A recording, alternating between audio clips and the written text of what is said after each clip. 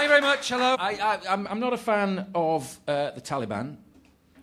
Got some fans in. I'm not a fan of the Taliban. Any Taliban in? They don't travel as much as they used to.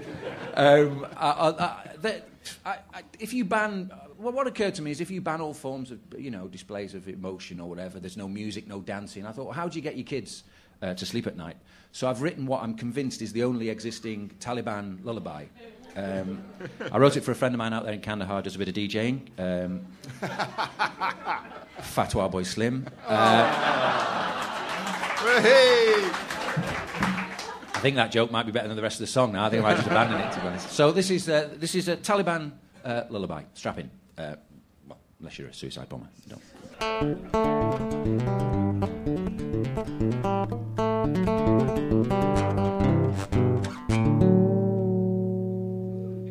Once upon a time, in a land far away, lived 3 fundamentalist teddy bears. They all lived together in a theocratic state, being good and saying their prayers.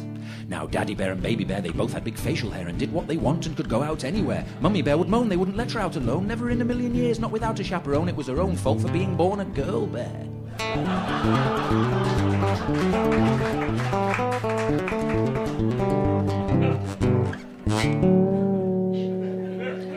Then one day, Goldilocks came and knocked on the teddy bear's door. You know why she was called Goldilocks, don't you, children? That's right. She was a dirty, evil, infidel whore. Well, she confirmed their worst fears. She had liberal ideas and she didn't have paws and little fluffy ears. She was mad as a hatter. They'd have to deal with the matter, so on God's behalf they gathered round and threw stones at her. Then they all lived happily ever after. Except for Baby Bear, who got some ammunition and he went to London on a suicide mission. He walked into Hamley's toy store and blew himself up on the 2nd floor. There was stuffing everywhere, there was a product recall. They couldn't get Baby Bear back together at all. His fluffy little midriff could never be replaced, so they sold Baby Bear as a pyjama case.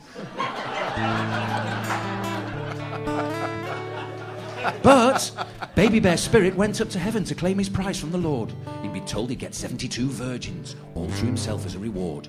But the Lord did say, oh, for me's sake, not another fool who's made that mistake. I'm afraid to say you've been led astray. We haven't had 72 virgins here since George Best came to stay.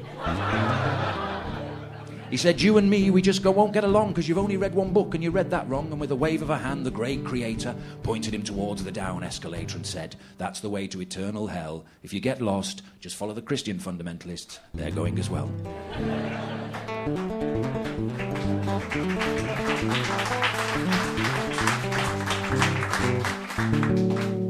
You see, freedom of speech is a beautiful thing, and that's what's fundamental.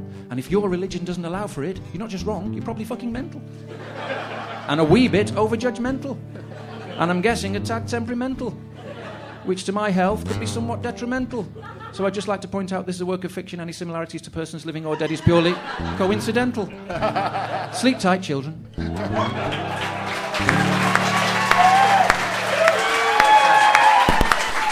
Ladies and gentlemen, Paul Thorne.